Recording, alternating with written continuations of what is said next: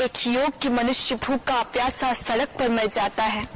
गुणविहीन शासक हो तो अनुशासन कैसे होगा? गुणविहीन शासक हो तो अनुशासन कैसे होगा? सिंगों के बेटों पर भेड़ों का शासन कैसे होगा?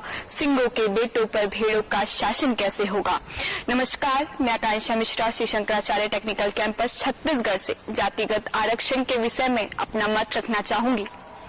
शोषित पतित दलित के उत्थान हेतु 1932 में गांधी जी और डॉक्टर भीमराव अंबेडकर जी के बीच हुई संधि के परिणाम स्वरूप आरक्षण अस्तित्व में आया, जो दलितों को ब्राह्मणवाद की मजबूत चंगुल से आजाद कराने, उन्हें उनका अस्तित्व दिलाने के लिए एक सराहनीय प्रयास था।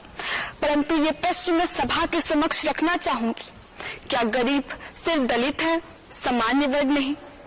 क्या पेट सिर्फ दलितों का है, सामान्य वर्ग का नहीं? क्या भूख सिर्फ दलितों को लगती है, सामान्य वर्ग को नहीं? फिर इतनी छूट दलितों को क्यों है, सामान्य वर्ग को क्यों नहीं? यही परिणति तो विचारणीय है।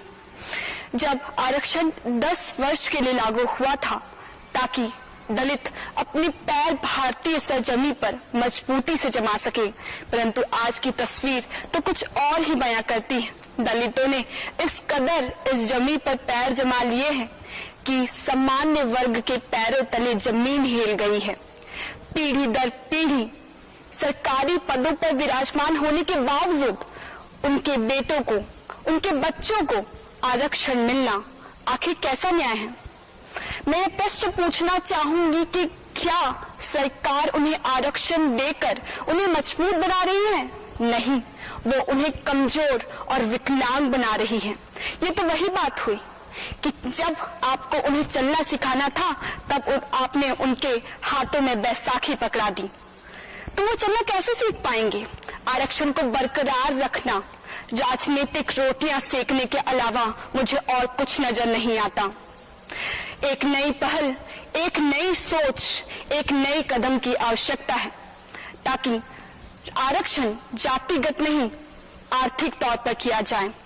उन्हीं को आरक्षण का लाभ मिले जिन्हें वाकई में इसकी आवश्यकता है। एक डिजर्व इंडिया बनाने की आवश्यकता है, ना कि रिजर्व, जिससे हमें भी गर्व होगा कि वी आर डिजर्व इंडिया। जय हिंद, जय भारत, जय जय।